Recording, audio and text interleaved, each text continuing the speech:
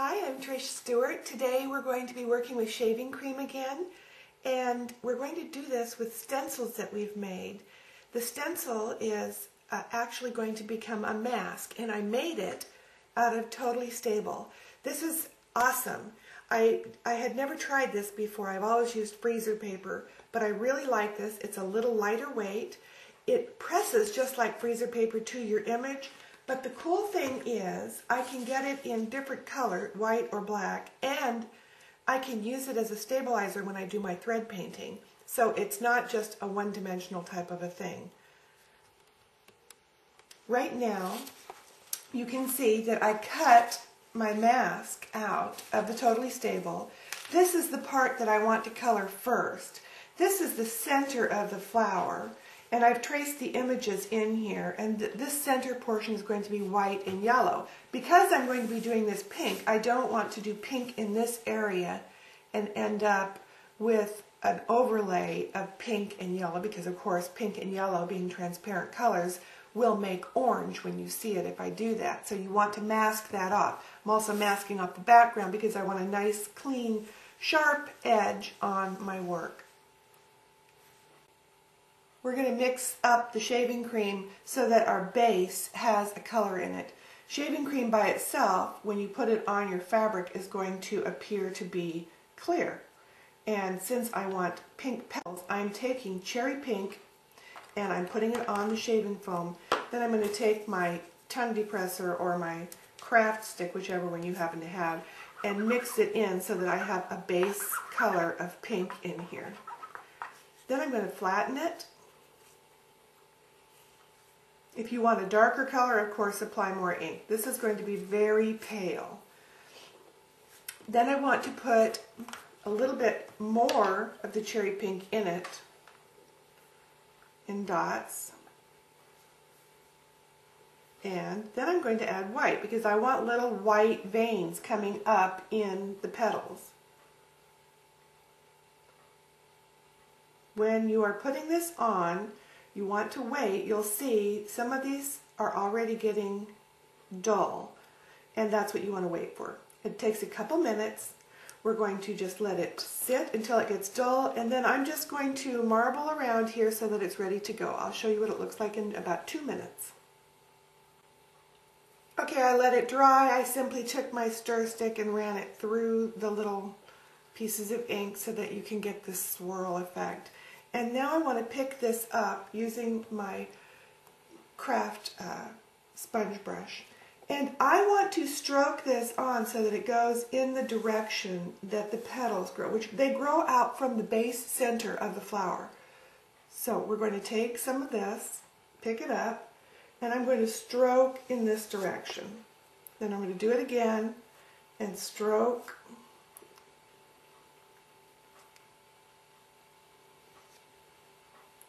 Stroke, stroke. And if I do this and I decide I don't have enough veining, it's okay. I can always come back in and add it again. Stroke. And let's get that last little bit on here and stroke. Now I'm going to take my squeegee, and the nice thing, look how tight this is. When I pressed it to my fabric, it went nice and tight against the fabric itself, so it's not like I have a plastic stencil or a metal stencil on here. If I decide to use a plastic or a metal stencil, I have to make sure that I let the stencil be lifted exactly straight up when I'm done, and then you have to let it air dry, because if you press down, you've got a little bit of foam, an edge of foam. When you press it, it'll ruin the edge that you've got here. I'm going to set this with an iron. Then I will put this part of the stencil over this area and peel this off so that I can work in the yellow area. Alright, I've taken the mask and I've replaced it over the pink that we just did. I took off the area of the mask that was where the yellow needs to go, and I left small areas in here to cover the white. We're using a white PFD fabric, which by the way is available on the website, And I want that to remain white, so rather than having to color it white, I'm letting the fabric do the job. I have gone over and I have mixed the ink, lemon yellow ink, into the shaving cream so it's pretty bright, and I added a little bit of gold and swirled it in.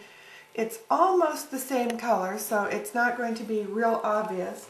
And then now I am going to take some of this and scoop it up and come straight across the crown, and then I'm going to come down toward the center.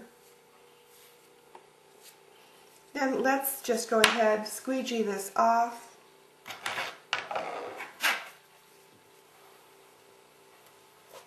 And because I have this on the Wonder Sheet, I can press it right here to make this ink permanent, and that's exactly what I'm going to do. We're going to press this to heat set it. Then I want to remove the back, and I would leave this in place for the flower, and then I could create background texture if I wanted to do that in the ink. But for right now, let's pass that up. You already know how to do this with the mask. I want to peel this off and show you what this looks like, and you'll have to remember that you're going to, nice job. You'll have to remember that you're going to be taking a Pigma pen and refer to your original photograph of what you're doing or your original master and place your line drawing where the petals are to separate them out. If you're not going to do that, then you need to mark it so that with a water-soluble pen so that you can see exactly where to do your thread painting.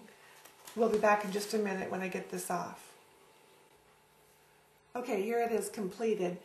I went ahead, I took my master, you can see on the bottom the master line drawing. I went ahead and put that underneath what I was working on so I could trace it. Then I just traced the lines around it. I took stamp pads and I used these jumbo daubers right here, these great big things, and I just did sweeps to create this background, the illusion that there's plants behind it and water underneath it. And then I wet it a little bit. You can see how it puddled down in here slightly, just to give it that look like it's puddling water. And I took some white. In the areas that were white, I just took a little bit of the white ink and I blended to get rid of that harsh edge. And now it is ready for me to use in a quilt or just as a small wall hanging. I can do thread painting on here. The great thing about using this totally stable is I can press that to the back of my fabric now if I'd like and do bobbin work, and I already have the outline on there because it's already been cut out. So this is a great way to get started going further with all of your different embellishing ideas. Thanks for joining me.